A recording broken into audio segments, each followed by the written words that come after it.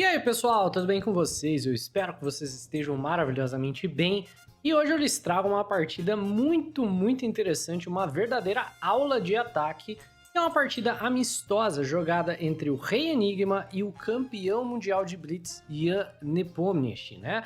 Essa é uma partida amistosa que o Rei acabou jogando várias partidas com grandes mestres recentemente. Jogou contra o Nepo, jogou contra o Nakamura, jogou contra o Magnus. E apesar de serem Blitz amistosos, o nível de jogo é altíssimo.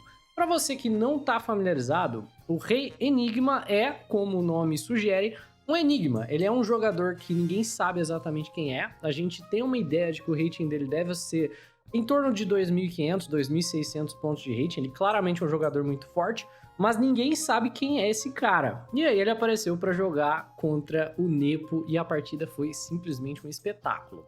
Enigma de brancas começa com o peão da dama. Nós temos cavalinho F6, cavalinho F3, E6 por parte do Nepo e E3 aqui por parte do Enigma. E o Nepo ataca o centro do jogador de brancas com o peão na casa de C5. Essa daqui é a posição padrão de um sistema de abertura chamado sistema Yusupov, que é bem pouco comum, mas é basicamente como se fosse um sistema Collie, onde o jogador de brancas vai jogar sem tirar o bispo da cadeia de peões.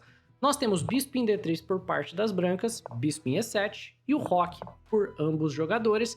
E aqui o Enigma simplesmente joga peão em C3, bem tímido, apoiando o centro de peões e montando a pirâmide de peões. Então, esse daqui é o sistema Yusupov, ele é muito parecido com uma London, exceto que na London a gente teria o bispo do lado de fora da cadeia de peões. O bispo estaria na casa de F4, certo?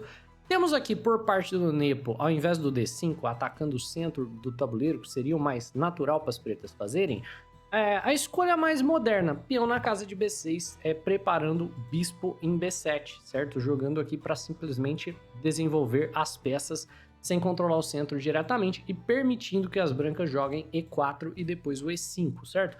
Teria sido um pouco mais preciso por parte do Nepo jogar D5, e aí ele apoia o centro do tabuleiro, restringe o jogador de brancas, e nós teríamos um jogo muito normal.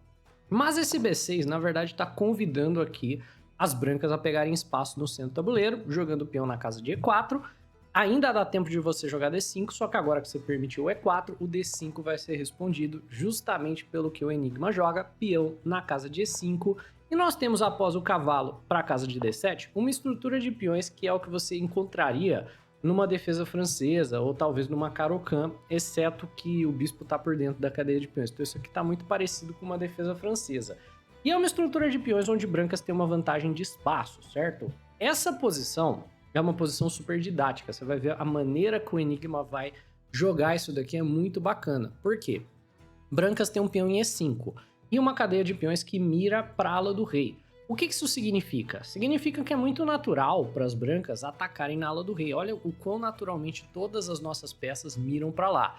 E o jogador de pretas possui uma cadeia de peões mirando na ala da dama, o que significa que é muito mais natural para o jogador de pretas tentar mirar o seu ataque na ala da dama, né? Se você às vezes chega no meio jogo e você não sabe para qual lado atacar, normalmente isso pode ser definido para onde a sua cadeia de peões está olhando, né? Essa é uma dica bem legal para você com jogador iniciante ou intermediário que não sabe se deve jogar para um lado do tabuleiro ou para o outro, né? Nós temos torre 1 por parte do Enigma e aqui o Nepo joga A5 e a ideia do Nepo vai ser jogar A5, peão B5, peão B4 e tentar jogar para romper essa cadeia de peões em diversos pontos e gerar fraqueza na posição do jogador de brancas. A gente tem cavalo em D2 por parte do Enigma, desenvolvendo, e o Nepo joga um lance fantástico, muito inteligente. Você vê que as pretas possuem peões majoritariamente em casas claras, o que significa que esse bispo não é a faca mais afiada da gaveta, né? Ele é o que a gente chama de um bispo mau, e ele quer muito ser ativado ou trocado. Então o Nepo joga bispo em A6. E se o jogador de brancas, né, decide trocar, uma coisa que qualquer iniciante aqui faz é trocar peça, assim que o adversário propõe a troca, você vai lá e troca, nem sabe por quê, as brancas perdem completamente a potência do ataque. Se bispo toma bispo for jogado, as pretas imediatamente vão estar melhores depois de tomar de volta de cavalo, porque os bispos que restam agora são de qualidades muito diferentes. O bispo das brancas é um bispo mau, porque brancas têm cadeia de peões toda em casas escuras, E o bispo das pretas é um bispo muito mais forte porque os peões das pretas estão fixados em casas claras. Então, o que é que você deve fazer? Faça como o Rei Enigma. Negue esse tipo de troca. Identifique qual das suas peças é melhor ou pior, baseado na sua estrutura de peões. O Enigma volta o bispo para C2, mantém a pressão de ataque que ele tem na ala do rei. O Nepo desenvolve cavalo em C6, pressionando D4. O Enigma joga A3. Esse A3 é um lance bem interessante porque ele está prevendo aqui a possibilidade do adversário tomar na casa de D4 e jogar, por exemplo, um lance como cavalo em B4, né? Se ele jogasse, sei lá, H3 aqui, C por D4, C por D4, cavalo B4 e as pretas têm a iniciativa na ala da dama, como a gente comentou, é por lá que o jogador de pretas quer jogar. Então o A3 aqui é bem inteligente por parte do Enigma, um profilático muito importante, e B5 para poder jogar B4, romper a cadeia de peões em diversos pontos. Os dois jogadores estão jogando uma partida espetacular posicional até o momento. Cavalinho F1, B4 por parte do Nepo. E agora, querendo ou não, o jogador de brancas não tem como manter tudo fechado, né? Quer você tome, quer não, as pretas vão tomar aqui e vão começar a romper as cadeias de peões, abrindo o jogo na ala da dama, que é onde o Nepo quer propor o jogo, né? Onde o Nepo quer jogar. E nessa posição, o Enigma utiliza dessa manobra que é típica de italiana, cavalo D2, cavalo F1, cavalo G3, para tentar gerar um ataque na ala do rei, tá passando todas as peças aqui para a ala do rei. O Nepo toma em C3, natural, o Enigma toma de volta, e o Nepo joga a dama na casa de C7, desenvolvendo a dama, preparando para tomar aqui na casa de D4 e abrir a coluna C. E aí, basicamente, a ideia do ataque do Nepo é inteira, que ele vai abrir a coluna B, vai abrir a coluna C e vai jogar por aqui tentando gerar ameaças. E nessa posição, o Rei Enigma tem que gerar contra-jogo na ala do rei para ele não ser simplesmente esmagado. Então, naquela mesma ideia de você jogar para trocar o bispo mal pelo bispo bom, bispo em G5 é um lance bacana, mas o Enigma vai para uma ideia diferente. Ele joga peão em H4, que é um lance muito natural. Querendo jogar o quê? Querendo jogar cavalo em G5, certo? E a ideia geral aqui é que nessa posição, se o jogador de preta jogar lances mais naturais, como por exemplo torre em B8, que é um lance bom para as pretas, vai virar como cavalo em G5. E agora se você jogar, por exemplo, um H6, as brancas conseguem gerar contra-jogo na ala do rei com um belo sacrifício de cavalo, cavalo por E6. Depois que pretas tomam de volta, dama em G4 e pretas têm uma quantidade enorme de problemas. Tá caindo o peão de E, tá caindo o peão de H, dá pra ver o quão facilmente as brancas geram um ataque na ala do rei e o quão difícil é para as pretas responderem esse ataque pela falta de espaço que tem por aqui, certo? Então provavelmente era disso que o Nepo tava com medo, né? Quando veio o H4 ele tava com medo do cavalo em G5 e nessa posição o Nepo acaba cometendo o erro da partida. Ele joga o lance super natural que qualquer jogador jogaria, peão na casa de H6. Esse lance é super normal, você evita bispo por H7, evita cavalo G5, evita tudo quanto é tipo de problema. No entanto, o Nepo subestimou a potência do ataque do Rei Enigma e nessa posição o jogador de brancas possui já um lance vitorioso, apesar de que a vitória subsequente é bem difícil de provar e bem bonita.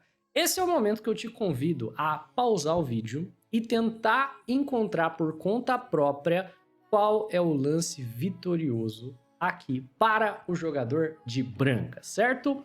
Eu espero que você tenha pausado o vídeo, eu espero que você tenha encontrado o belíssimo lance bispo por H6. E agora a gente vai ver o quão forte é o Rei Enigma como atacante no xadrez. Ele é um jogador espetacularmente forte no ataque especificamente. Ele é um jogador muito agressivo, joga para sistemas assim, linhas que levam a esse tipo de ataque e ele é muito bom de tática. Depois de peão toma, a ideia aqui é que as brancas não precisam nem de uma sequência de checkmate imediata, não precisam nem jogar para tipo já dar mate agora, né?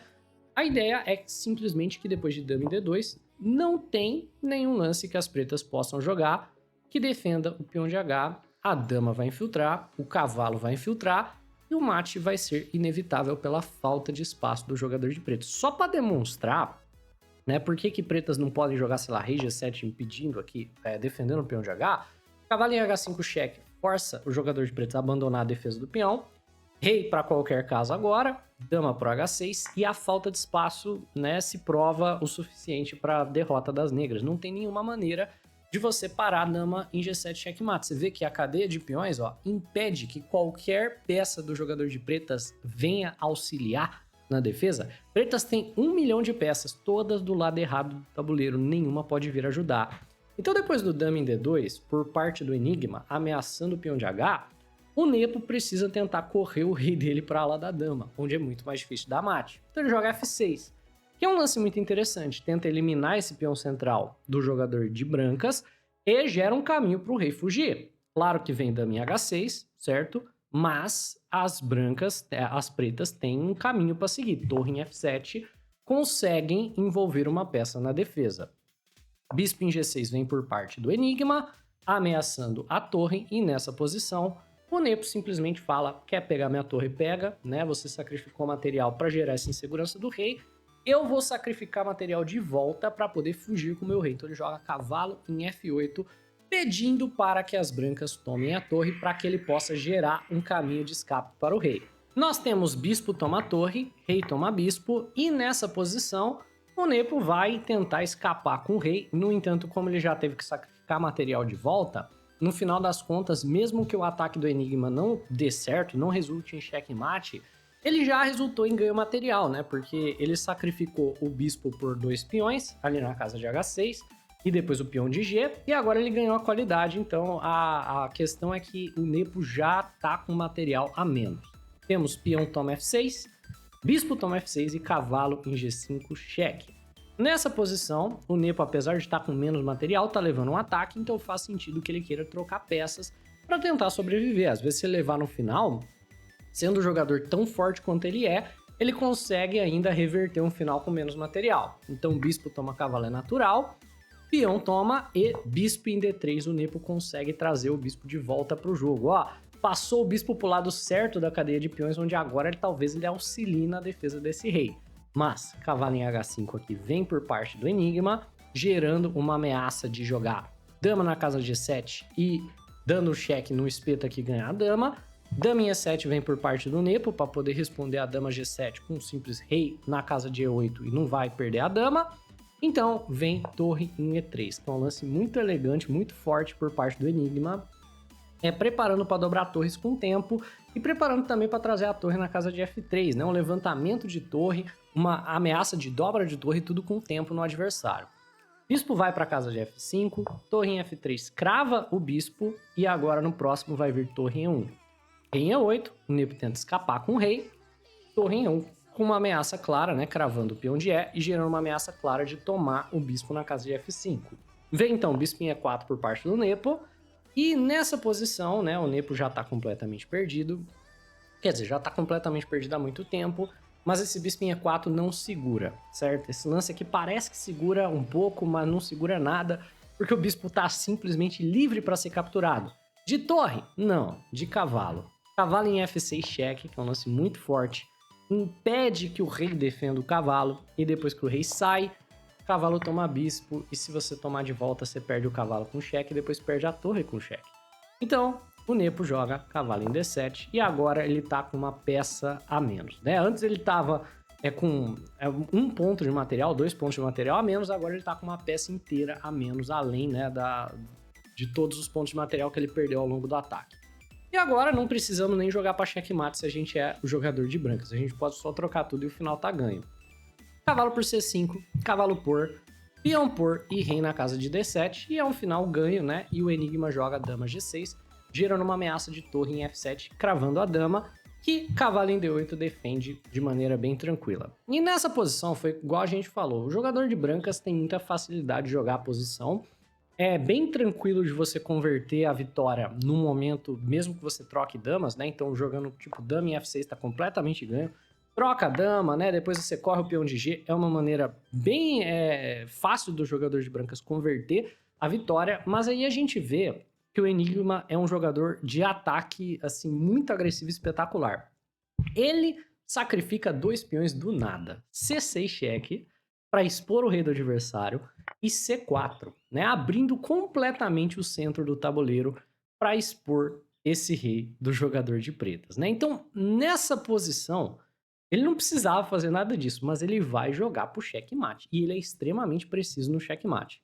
Dama em D6, certo? Não aceitando o peão extra, porque abriria a coluna D, mas peão toma vai abrir de qualquer forma. Dama toma, e agora as duas torres e a dama vão encurralando o rei das negras.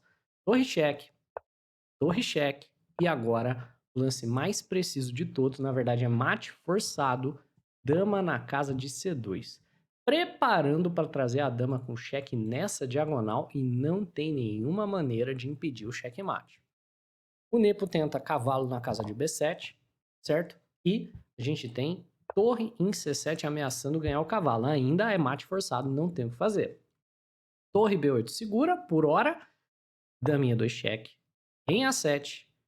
E dama em E3 cheque. E agora, se o rei vier para cá, dama em B6 vai ser mate. Então, rei em A8 e vem dama em B6 de qualquer forma, ameaçando entrar em A6 com cheque mate. O Nepo segue jogando, joga com dama na casa de D3. E nessa posição, né, o Enigma simplesmente toma o cavalo, que não está mais defendido, né? Ele defende o checkmate, mas o Enigma toma o cavalo. Tá ameaçando tomar a torre com checkmate. Se torre toma, dama toma de volta com checkmate. Dama toma torre é a melhor maneira de seguir para o Nepo, mas o Nepo simplesmente abandona a partida. Olha para o Enigma, aperta sua mão e fala: cara, você realmente é um jogador muito forte. Então, assim, o Nepo aceita a derrota muito humildemente, né? Provavelmente se fosse uma partida clássica, ou se ele jogasse mais 10, 15 partidas, o Nepo seria vitorioso na maior parte dos casos, mas dessa vez o Enigma surpreendeu com um sacrifício brilhante. O Nepo, assim, sempre muito humilde na derrota. Então, a gente teve uma partida espetacular, certo? Uma partida muito bacana. Achei muito didática o ataque, né? Mostrando, assim, como a vantagem de espaço faz os jogadores atacarem em alas opostas. Eu espero que você tenha aprendido algo, no mínimo se divertido aí com a nossa análise. Se sim, deixa o like no vídeo, se inscreve no canal. Um abraço e até a próxima.